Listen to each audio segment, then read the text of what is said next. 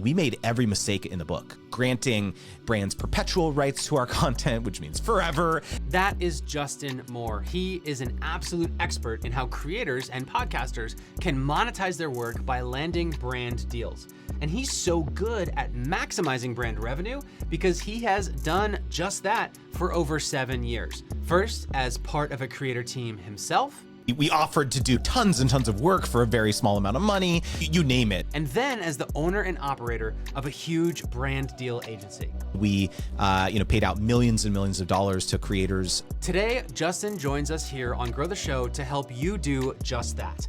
By the end of this episode, you're gonna learn 3 things. First, Justin's gonna walk you through step by step how you can monetize your audience through lucrative, profitable brand deals. Here's how you price a brand deal. Here's how you pitch a brand. Here's what you say when you're on a phone call with the brand. Then you're gonna learn which pitfalls and mistakes to avoid when working with brands. I've seen so many mistakes that creators have made over the years interacting and negotiating and all this stuff. This is when they decide, like, okay, we're never working with that creator again. And finally, Justin will reveal the major mindset shift that'll change the way you look at brand partnerships forever. So the big unlock here is realizing that it's not about you. It's about illustrating to the sponsor that you are the conduit for them to access this really engaged pool of prospective customers. All that and more, get it, is coming at you right now here on Grow the Show. All right, Justin, so can you start by taking us back to how you got exposed to the brand partnership and sponsorship world in the first place? Is this something that you always intended to do? Definitely not. I was in medical devices prior to this, if you can believe it. So the opposite of being a creator on the internet, I would say. So really the story was my wife started her first YouTube channel in 2009, all the way back before there was a partner program. This was our first exposure to kind of creating stuff on the internet. And back then for her, it was just a hobby. She started, her first channel was around cosmetics and beauty and testing out hair products and all that stuff. And so she got a lot of exposure to not only like what it actually takes to like upload a video onto the internet. Because remember, it's not as trivial like back then as it is now, right? You just take out your phone and upload it off your phone. But before it was like, man, we had like a camcorder. Actually, no, initially it was a webcam. So we had like, I feel like it was like 144p or something. We edited it on Windows Movie Maker. And like we did the whole thing. We had to figure all this out. And, really our first exposure to collaborating with brands was they reached out in the early days offering to just send free stuff. And she was like, yes, I'm stoked. This is amazing. And because honestly, a lot of beauty brands got it a lot earlier than other consumer focused brands because they were like, we send this person a free hair curler. They talk about it on their YouTube channel. We sell a bunch of hair curlers, right? It was like a very obvious thing that led to high margins. And so those types of companies got it a lot earlier. And so she definitely got a lot of experience, especially with the free product stuff early on for the first several years. But remember, there was no partner program. We were not making money off this. It was very much a passion early on. But then really when I got pulled into the fold, other than kind of supporting her behind the scenes, was when the first brand reached out offering to compensate her. She said, they said, hey, like we actually want to pay you money. It was actually a monthly deal. They wanted to do like this like multiple month thing for her to talk about their products on her YouTube channel.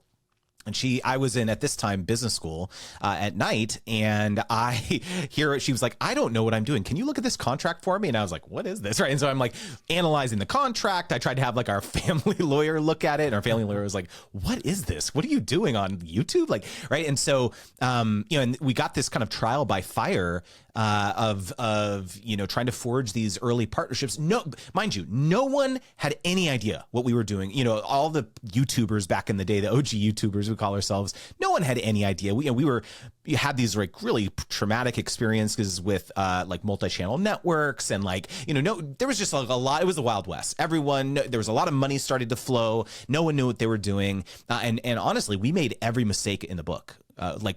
Granting brands perpetual rights to our content, which means forever. We offered to do, tons and tons of work for a very small amount of money. You name it. And so a lot of our experience about getting better with this stuff came from just, making every mistake in the book. And so that was our experience on one side, is like actually being creators in the trenches, doing literally hundreds of deals over the last, decade plus. I think we actually just invoiced like in sponsorship number 530 or something. So we've done a lot of sponsorships over the years.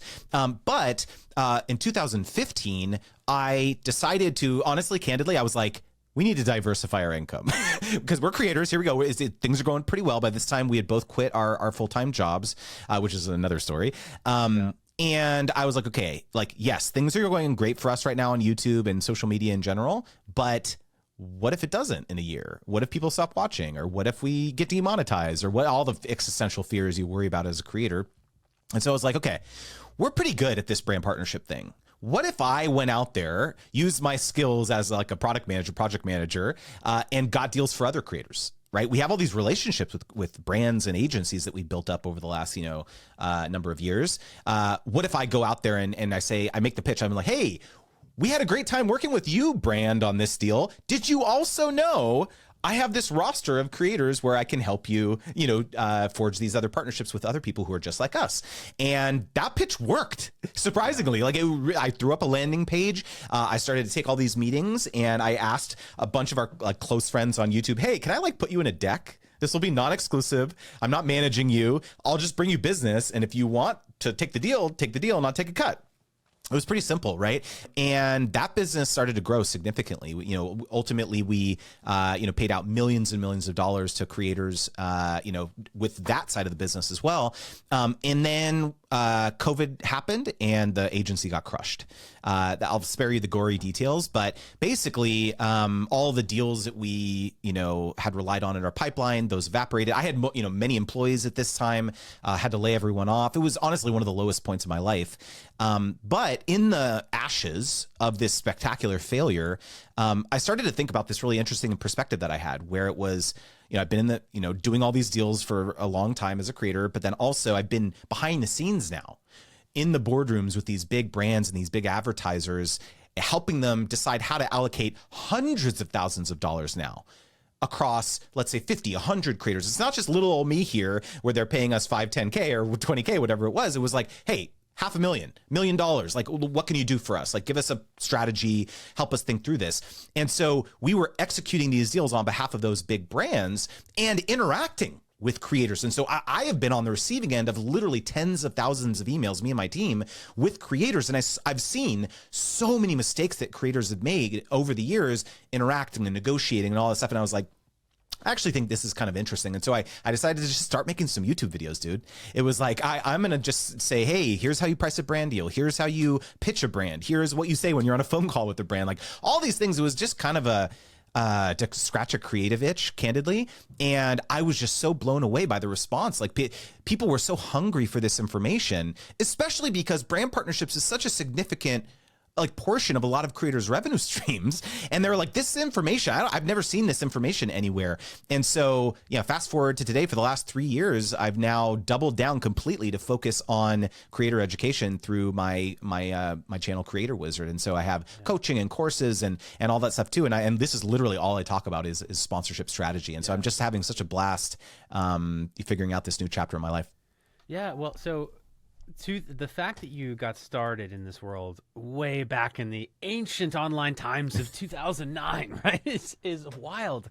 And there's not a lot of people who can say that they've been doing this for that long, because not a lot of people, it didn't exist before that. So just purely out of my own curiosity, back then at that point when you were in the space, obviously you were all figuring it out together, but did you have any idea that the creator economy and just the world that is creative entrepreneurship would become what it has become today? Dude, no way. I mean, we knew no one doing this. Like literally, we were blazing the trail. Like, especially when I quit my job, dude. So my wife quit in 2012. She was a preschool teacher prior to this. So I kept my job critically, had health insurance, and I was kind of we didn't put all of our eggs in one basket initially, because it was YouTube, are we really going to do this full time? But we saw this tremendous opportunity cost where it was my wife was doing this full time. She was really hustling at this, and I was supporting in the background. But then it was it came to the point where it was there is a huge opportunity cost where what if I could spend 60 hours a week on this like nascent business instead of in the cubicle and doing the whole, medical device professional 9-to-5 trajectory. And so eventually we were like, we have to do this. Like there's so much potential upside. And when I quit my job, everyone thought I was nuts, man. This was 2014, right? I had a 6-figure income at a medical device job, and our friends and family were like, are you insane? Like, what, you're going to be a YouTuber, a full-time YouTuber? And even then, people would constantly ask us in the comment sections of our videos, so what's your job? We're like, what do you actually do? We're like, this is our job, like being YouTubers, this is our job. And so like, it's now pervaded the cultural zeitgeist that like, yeah, people get that you can like make a full-time income being a creator. You scroll your Instagram feed, people see like paid partnership with, brand or whatever. Like people get that this is like a career, this is a thing. But back then, dude, it was very, very novel, and we had no role models to look up to, just a handful of people doing this. And so we've always kind of felt that we've been blazing a trail, so to speak. Not blazing a trail. It's not like we have tens of millions of subscribers or followers or anything like that. It was always just like we were here in our own little universe trying to figure this out as we went. It's remarkable how you guys were on the cutting and bleeding edge of this, because nowadays, if you ask children what they want to be when they grow up, they say YouTubers. And 15 years ago, the occupation, you invented it, right? So today we're going to talk specifically for podcasters. Now, we at Grow the Show hear from podcasters all the time who want to either monetize their show for the first time or monetize their show further. And 99.5 out of 100 think and are like, how do I go get CPM sponsorships? So if one of those podcasters was with you today and they said, I want to monetize my show, how do I go get CPM sponsorships? What would you say? I would say, don't charge based on CPM. Okay, let's just start this off. Let's do some spicy takes right off the bat. I'm going to put my agency hat on for a second here, right? Remember, I ran this agency for 7 years, and we did a lot of these types of deals. And this is what happens when brands and agencies in particular want to work with podcasters. The baseline understanding that you have to like realize when they go out there is they say, okay, we want to go out there and purchase a bunch of downloads / impressions, meaning that we want to, let's say, be in front of 1 million ears, or well, I guess it would be 2 million because there's 2 ears, right? But it's like, this is how they think about it, right? And so your 50,000 downloads a month or per podcast or 5,000, whatever it is, that gets grouped into this massive number. They don't care who you are. They don't care about your show. As long as the audience demographics are right, the audience psychographics are right, they're going to book a spot. How much can I get this? So they take your CPM figure, whatever you're using to charge for your show, they group it into all the other people, right? It's this big, you're literally just one line item on a spreadsheet, and that becomes the total number. We're spending $500,000 a month on our podcast strategy, or a lot of brands group YouTube and podcast together. And they say, we're going to spend $1 million a month, $500,000 a month. And you are just one minuscule little line item on that. And so if you try to charge too much money, sorry, we'll go and find someone else who's going to just slot right in there. And to them, a listen equates to a listen, right? So they literally don't care about you. A lot of brands who are operating at this level of scale. Okay. And so a lot of people call me their kind of tough love mentor when it comes to this type of thing, because I'm just telling you how it is, right? I've been on the other side of this. And so that's why you may get very frustrated sometime when you're trying to like negotiate with some of these agencies or, sponsors who just want to, like, they're obsessed with like how many years, right? The listens, right? To answer your question, what I would do is I would put my hand on the aspiring budding podcaster or someone who's been around for a long time. And I would say, look, the amount of downloads, the amount of listens that you get on your show is only one of the types of goals that a brand has when they want to partner with podcasters.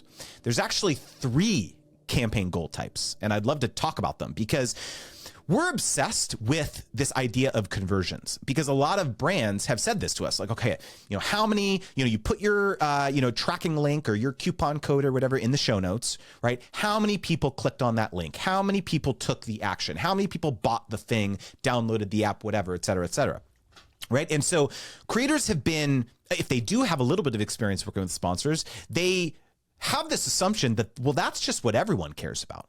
Right, that's what all sponsors care is like how many downloads, how many, like the conversions, the results, the metrics, right? And so oftentimes that is what they lead with. Whenever there's an inbound inquiry to them, or when, maybe they're pitching a brand or a sponsor, hey, I'd love to work with you. This is how many downloads I'm getting. This is my demographics. This is my XYZ, because they think that that's what everyone cares about. But in fact, there's actually 2 other campaign goal types that most creators don't think about. The second one is called repurposing. Okay. And the reason that a brand wants to partner with a podcaster in that scenario is because perhaps you might be the leading voice in your niche, in your content vertical.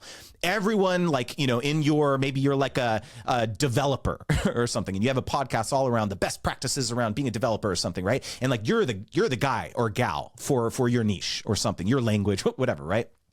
And so the reason that a brand wants to partner with you in that scenario may have nothing to do with how many downloads that you're getting on your podcast. They just want to be able to say that we are partnered with this person because they are the leading advocate in their space. And so the big value proposition for them is, let's say, getting an audiogram of that snippet of you talking about them on your podcast. They can put it on their website. They can repurpose it on social media. They can run paid ads with it or something like that. And so the reason that it's so critical that you understand about that scenario is that they don't give a crap how many downloads you get. And so your pricing should now be completely detached from how many downloads you're getting.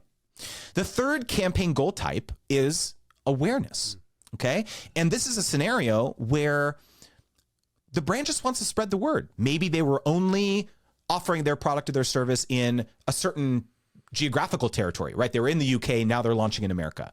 Or they have a seasonal promotion that they want to spread the word about, or they want to get grassroots support out about their product, their service, or a new feature, their new AI feature or whatever, right? Every brand wants to get this in front of everyone, right? And so it's like, in that scenario, again, they're not like thinking about how many people are downloading, trials, et cetera. And so the reason this is where I want to start with this conversation, because this has to be where you go. The very first question you as a podcaster have to ask prospective sponsors is, what does success look like to you? What is your goal? Because you cannot provide them a compelling pitch or proposal until you have that information. Let's say a sponsor reaches out to the podcaster. Hey, we're interested in working with you. So it sounds like what you're saying is the first objective for the podcaster is to understand which of those 3 categories this brand is really looking for.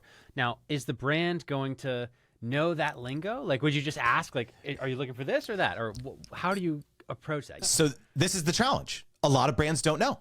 A lot of brands will say awareness and conversions. And your task in that scenario has to be to educate them.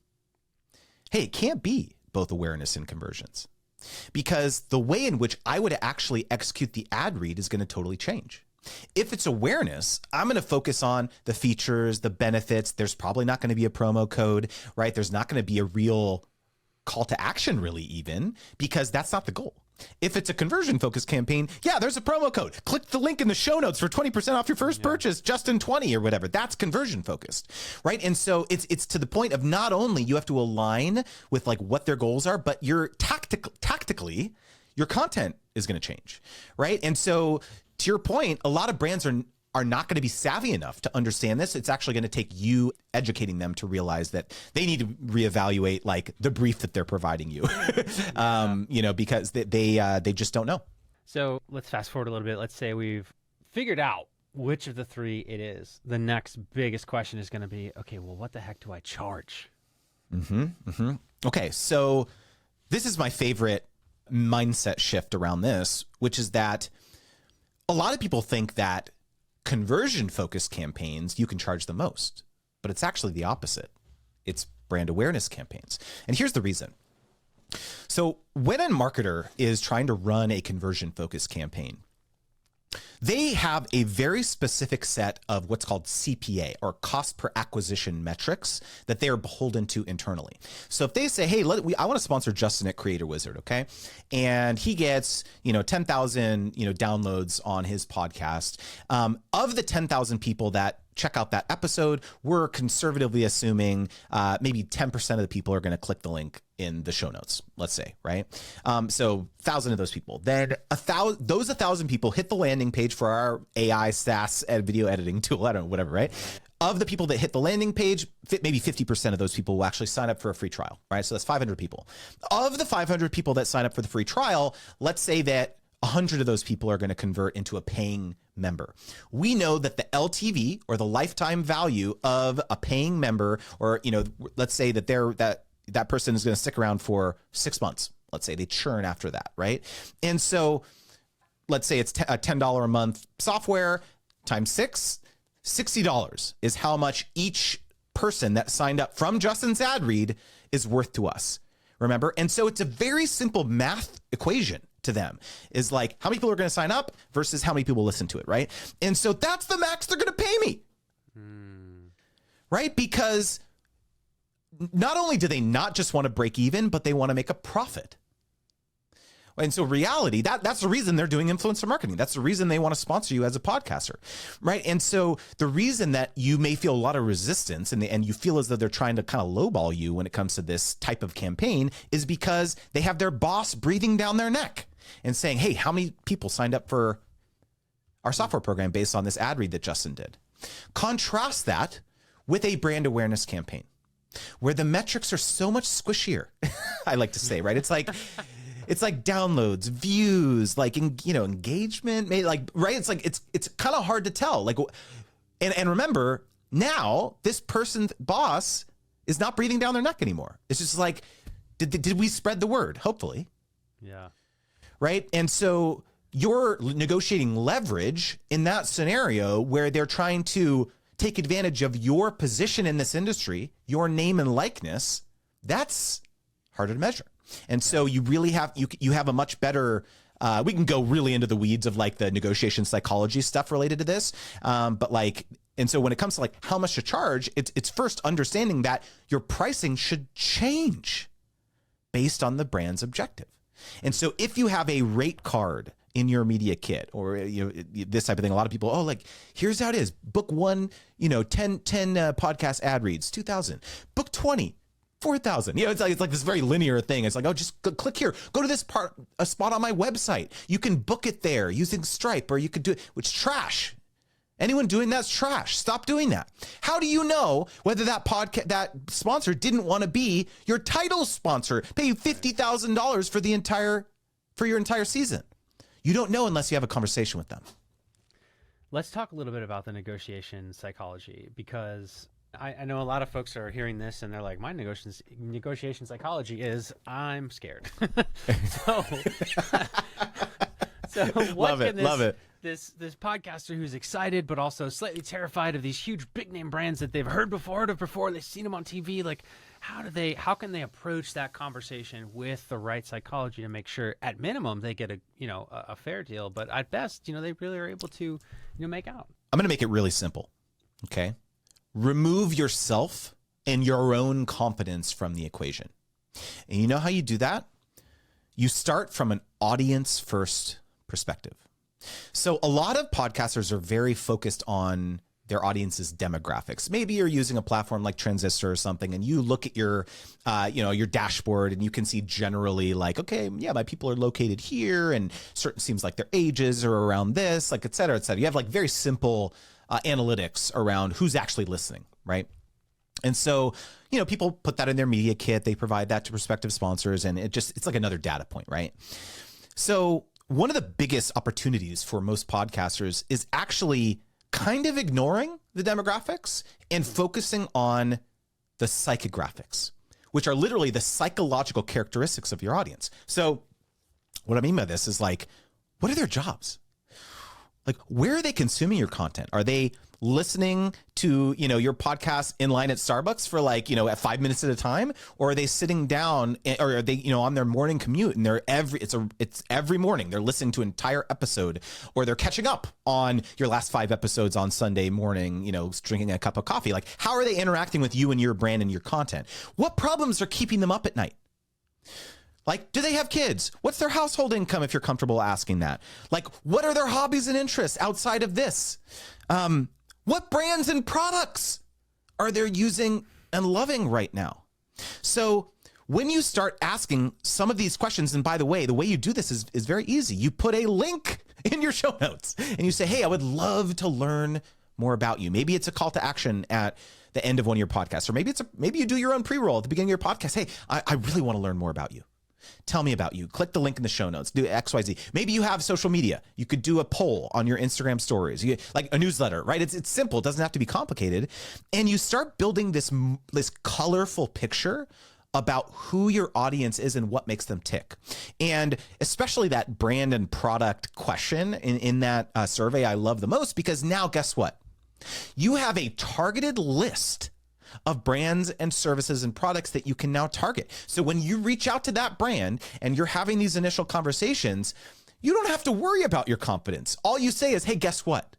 I have a significant cohort of my audience who says that they love and use your product. I would love to expose my full audience to your product. And so the big unlock here is realizing that it's not about you. It's about illustrating to the sponsor that you are the conduit for them to access this really engaged pool of prospective customers. So you are the bridge to help them accomplish that, because that's their job every day, is how can we find new customers? And so if you can just get out of your head around whether you're good or not, or whether you're a good negotiator, or whether you're confident, or whether you're terrified getting on a phone call or emailing with the brand or whatever, it doesn't matter. You have put in the reps.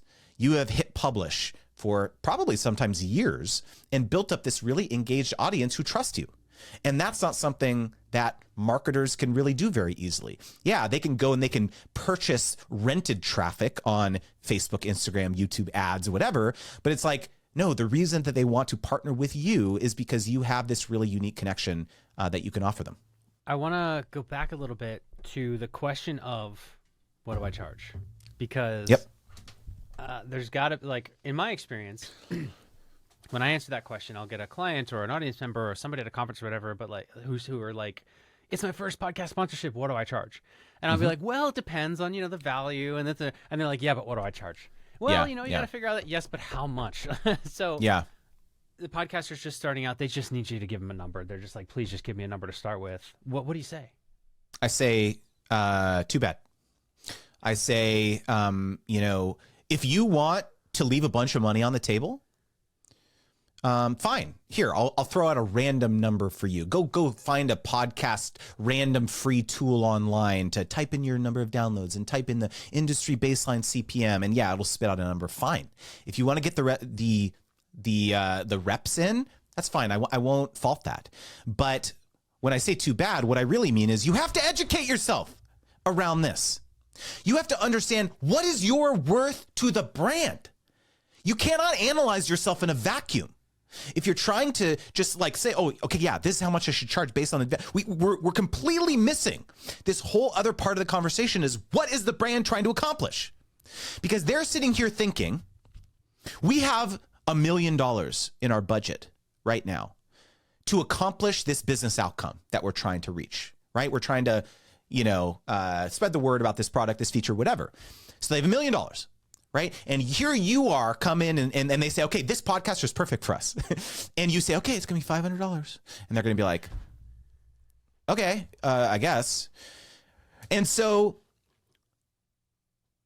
I'm trying not to be too facetious about this, but it's like part of this is like, you have to understand. Okay, I'm going to give you something tactical, actually, which will help. Okay.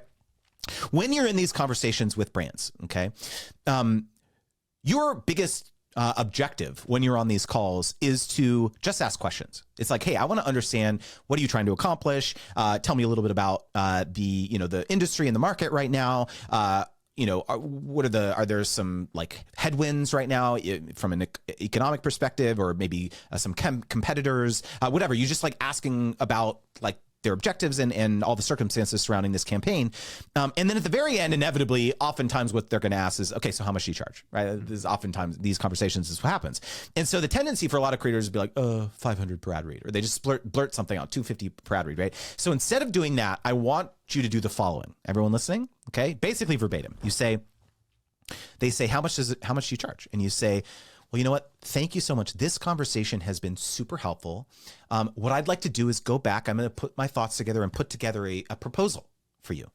And typically what I like to do is I like to put together a couple different packages of what a collaboration could look like. Do you have a sense of what, let's say, 3 tiers could be from a budget feasibility perspective? And then you shut up. You don't say anything. You lean into the silence. And what this allows, and this is very different, by the way, than saying, what's your budget? This is what people, what's your budget? Right? And they say, the brand says, you tell me, inevitably, right? That's what's going to happen. And so the reason that this is a subtle difference, this thing about the tiers, is that you have to understand when a sponsor is talking with you, they're not just talking with you usually. They're usually kicking the tires on 10, 15, 20 other podcasters. And so what they're trying to do is get a sense of like, okay, we've got $1 million, remember, or 200K, 100K, whatever, and we have to Tetris this budget together because everyone's going to charge different stuff, right? And so if they tell you, oh yeah, budget's 20K, then what do you think your proposal is going to come back? And it's going to be a 20K proposal, right? And so contrast that with you giving them an out. You're saying, yeah, give me a range. And they say 1, 2, 3K or 5, 10, 15K or 50, 100, 150K, whatever the range is, depending on your scale. This allows them an out where now that they're having all these conversations, everyone's coming in at different rates. They now know that like, okay, we have an option to go back to Justin at that lower tier or the middle tier. We're not like locked into that number that we gave him. And so I have found in about 75% of the conversations that I've had over, again, remember, hundreds, thousands of sponsorships that I've done now, about 75% of the time, they will give you a range. Right, and you're saying right then and there, they'll have it ready to go and they'll give you that range. Yeah, they'll just kind of throw out a number and you'll get directionally a sense of even if it's in the right ballpark for you, right? Because that's oftentimes a struggle. A lot of people will like get really excited, they'll get really invested in this, and then the brand comes back and be like, our budget's 500, and you're like, what the heck? Like we're not even in the same league here. And so that also will allow you to realize, okay, how much time should I really devote to this proposal? Because I want to make sure it's even worth my time. By the way, the 25% of the time where they again will push back on that question, because they will, they're going to be like, yeah, I don't know. We don't know. We're still trying to figure out the budget. You tell us. Then my mindset here is your package number 1 that you provide to them has to be your hell yeah number. Meaning that if they said, hey, let's go with package 1, you're like, hell yeah, let's do this. You don't say, oh man, I got to do this now. And then you grow to resent it. I realize that this is not as simple as a formula. And to be clear, like I have a lot of very sophisticated and robust like tools that I've built in my program and my coaching and stuff like that. But I just wanted to provide you just a rough framework to realize that like, stop using calculators. That is a baseline. That is a starting place. If you want to transform your income using sponsorships, you have to understand that this is an art and a science. And you have to, just as much as, understanding and assessing your metrics, which is a part of it, but you have to understand what the brand's trying to accomplish too, because this is the way in which you go from charging $1,000 to $10,000 without 10 times the work. Right. No, what you've shared is the perfect medium between what I'm sure you have, the like specific formulas that you have to put it together. But a lot of these folks, that are hearing us right now are coming from a place of just question marks, just no idea. And that's immensely helpful. So the next question that they're going to have is, okay, packages, that sounds fun. 3 different packages. I thought I was just doing podcast ad reads. So what are the types of other things that a podcaster can include in a package as they go up that ladder? So one of the biggest mistakes that creators make, well, twofold. Number one is not offering packages at all. People are just like $50 per ad read, $200 per ad read. Go on my website and book and just add to cart, a la carte, this type of thing, right? And so if that's something that you're doing, this is like the biggest, the lowest hanging fruit for you. This is just don't do that anymore. Anytime like a brand like asks you like, how much do you charge per ad read? You don't just come back and spit out one number. So don't do that anymore. The second thing is when it comes to packages, if you are doing that, another mistake that creators make is they just have the packages increasing linearly, right? So it's like package 1, 10 reads. Package 2, 20 reads. Package 3, 30 reads. And there's like maybe some price break, right? So the more you book, maybe you get a 10% price break or something like that, right? The most important thing that you need to understand is that your packages have to be tied to the brand's goals. So if they tell you that they have several different goals, maybe driving more leads to their SaaS tool is one goal, or getting more awareness, or getting people to show up to this webinar that they've got going on, or getting more people, interacting in their private community, or like a lot of times you have these conversations and they give you all these goals. They give you various different things, right? And so what you do with your packages is say, okay, package 1, yeah, that's going to be our lowest tier. That's going to be let's say the conversion focused thing. We're driving people to your tool, right? Yeah, 10 ad reads. That's going to, links in the show notes. Like that's going to be our package 1. But then package 2 is completely different. Package 2 is going to be aligned to goal 2, which is, hey, we want to get a bunch of people to sign up for this webinar and we want to get people into this community. And so, it's actually a better thing to do for package 2 is I'm going to do some newsletter blasts. I'm going to do some IG story frames because I've also got, 10,000 developers on my Instagram, and I'm going to do 3 series of Instagram stories with a link sticker on every frame because that is aligned to that goal. So it's a really, really important, interesting insights. And I'm sure everyone listening, their mind's going in a lot of different places here because it's like, wait, I don't actually have other platforms here. I'm just doing a podcast, or I don't have a newsletter, or I don't have a thing. And this is the reason why it's so critical that you start thinking about what is my multi-platform strategy? Because if all you have is a podcast, you don't have anything else to offer. You don't have you can't give them a bespoke proposal. All you can do all day long is I'm going to give you podcast ad reads. And remember, it's audience first. So how can you serve your audience, right? So you can serve your audience with a podcast, yes, but I bet you could serve them in other ways too. Maybe it's with a newsletter, maybe it's with a YouTube channel, maybe it's with other social platforms, whatever it is, right? But again, it's about serving them. And so that's going to get you to start thinking about like one of my favorite takeaways from a lot of folks who participate in my program is like they come into it and they're like, I'm never doing short form content. I'm never getting on TikTok. I'm a podcaster. I'm never like this stupid. I'm not dancing or whatever. Right. And then they get in the room and with other people who have grown a huge business with their short form content. And they realize that, you know what, actually, I think my audience might find value from me talking about this or doing this in a short form way. And so now guess what? Fast forward. Actually, this is a great example, dude. I didn't have a podcast for the longest time. Okay. I literally just launched one in January. I've been a creator since 2009. Right. And I never had a podcast in earnest. And the obvious thing for me would have been like, I'm going to make my sponsorships podcast. Right. And the lowest hanging fruit for me would have been like, I do a live stream every single Friday. And so I could have just repurposed those. Right. I'll just strip it out. I'll repackage it a little bit and there's the podcast. Right. But I didn't want to do that. Right. I went to this audience first idea. Right. I was like, how can I serve them? And so I decided, and at the same time, I was having all these conversations with different partners who were saying, hey, do you have a podcast? We want to partner with your newsletter, your YouTube, all this stuff. But do you have a podcast? Can we do ad reads on there? And I kept being like, no, I don't have a podcast. No. And I just kept saying no over and over. And eventually I was like, this is stupid. This is stupid. I should launch a podcast. Right. And so, and I had a bunch of people in my audience asking that too. So it was like this, I was getting it from both sides. And I was finally like, okay, I have to do this. I have to do this right. And so ultimately what I did was I launched a podcast that was not just about sponsorships. It's called Creator Debates. Tagline, you'll enjoy this. Stupid arguments to help creators make smart decisions. And every podcast is I pit two high profile creators against each other to debate a hotly contested topic in the creator economy. And the beautiful thing about this format is that I am now able to, I'm not the focus, right? I'm just the moderator. I'm the host of it. But I do get to oftentimes flex my expertise within this format because we often drift into sponsorships quite a bit in some of these other topics.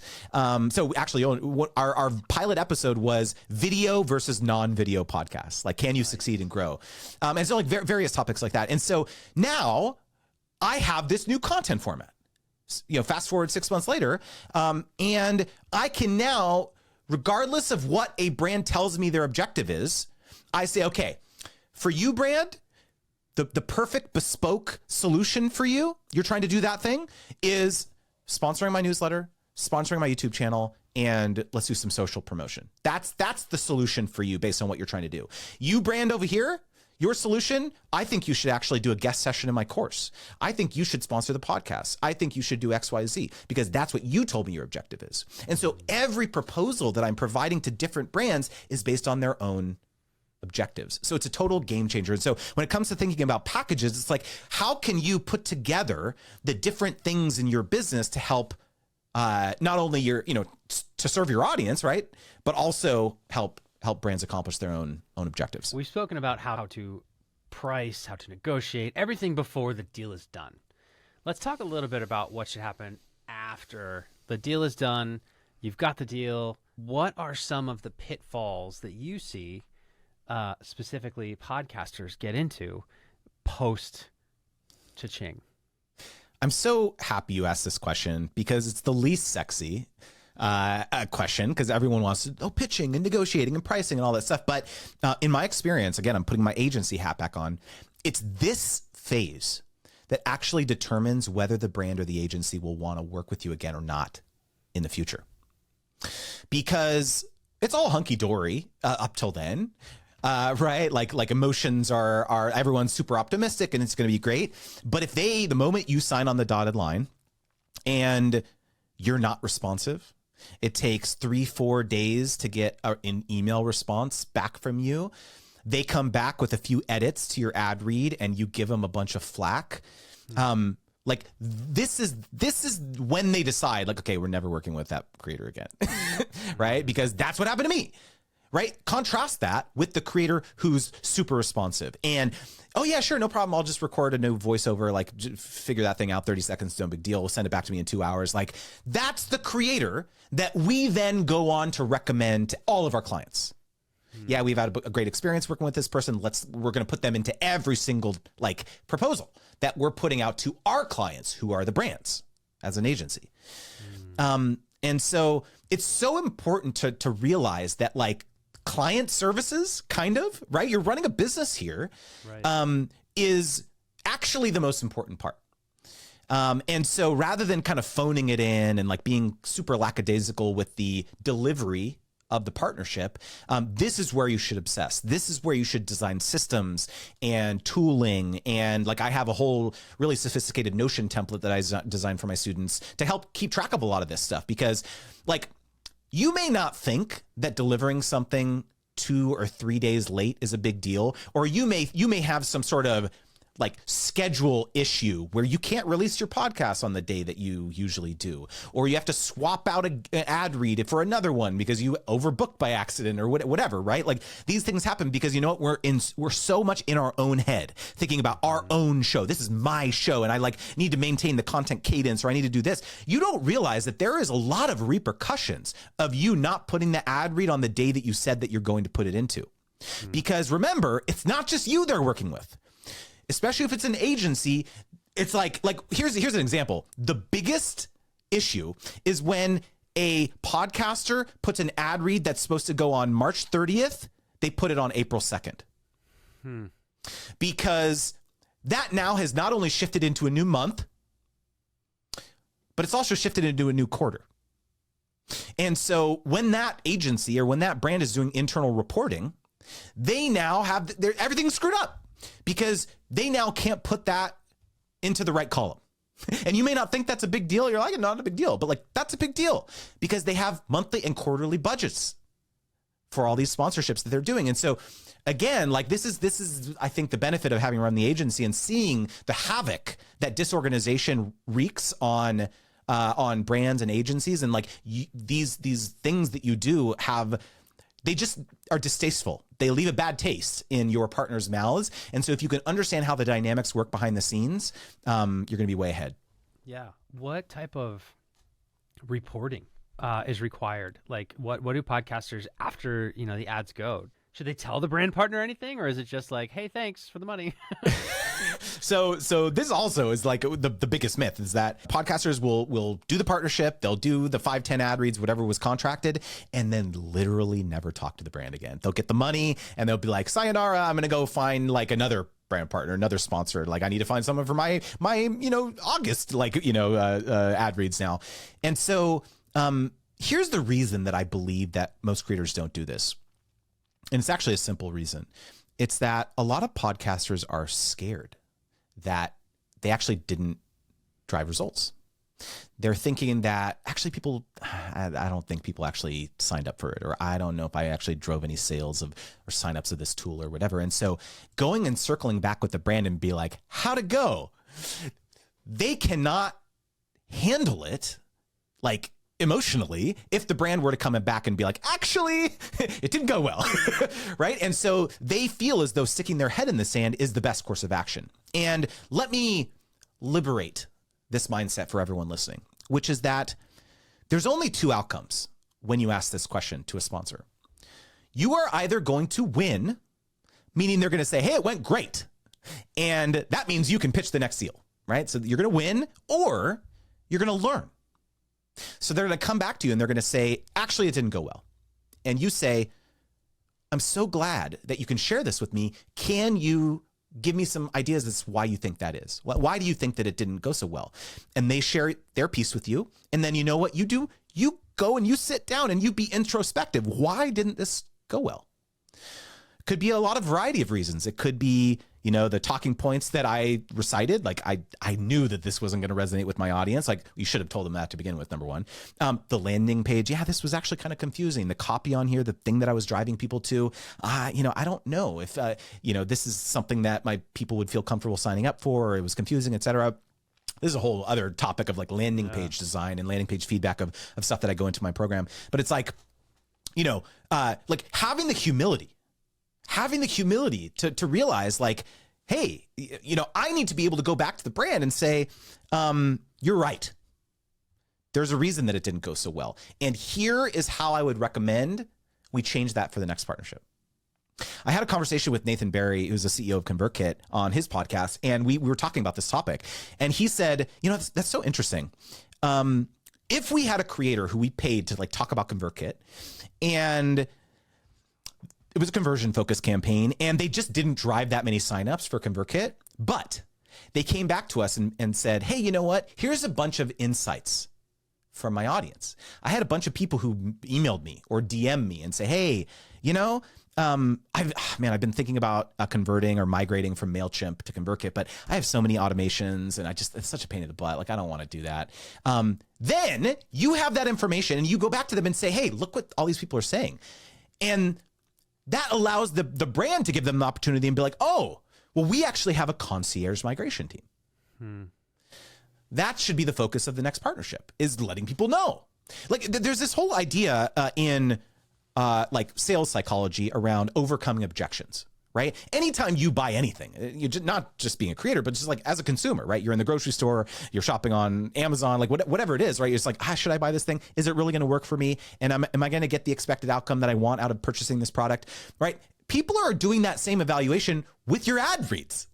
They're thinking, I don't know if this is going to work for me, right? And so your task proactively is to think, how can I construct this sponsorship in such a way that I can overcome these objections for my listeners preemptively? And so you go down this process. It should be this very collaborative thing with a brand where you're helping them understand how we can improve these partnerships. And so really what I teach is what's called post-campaign reporting. You're not just sending a screenshot of how many downloads it got, right? You're circling back qualitative feedback too. Like I mentioned, screenshots of emails, screenshots of comments. Brands are desperate for anything to send to their boss or anything to send to their client who's the sponsor to be like, hey, this went well. Like this is a good, especially if it's an awareness campaign. Yep. Right. So this is like a really big unlock. Yeah. Justin, we could go for 6 more hours, and I'm sure you do more than that every single day helping creators. So podcasters listening right now, they want more. They want to understand what your frameworks are further. What can they do? So the best way, honestly, is to just sign up for my free newsletter. It's creatorwizard.com. There's 2 reasons why you should sign up. Number one, I send you paid sponsorship opportunities every single week for free on a silver platter. I'm saying, hey, these brands right here are currently like looking for creators to partner with. So that would be number one. And then the second reason is just I share, if this whole conversation massaged your brain, this is all I talk about is sponsorship strategy. So pitching, pricing, understanding the mindset around, how to charge your worth and all that stuff. I share stuff like that on a weekly basis as well. We've got 31,000 creators on it now, which it's like blows my mind. I had 1,700 last year, dude. So it's like, it's really grown very significantly. And so, and then I'm just kind of at Creator Wizard everywhere on social. Yeah. It's well deserved. Throughout the conversation and in prepping for it, I'm like, my gosh, I cannot believe that we get to share this with our audience, because it is just so positively full of exactly what they need right now. So I'm so grateful for you for spending the time with us, man. And we're going to send everybody the newsletter. It's the only one that pays you, right? So yeah. Thank you so much for the time. This episode of Grow the Show was produced by me and Jeremy Grader, with post-production by Podcast Boutique, my #1 podcast post-production agency. Check out the link in the show notes to set up a call with them to make your show sound super professional. For Grow the Show, my name is Kevin Chemidlin. I'll see you next time.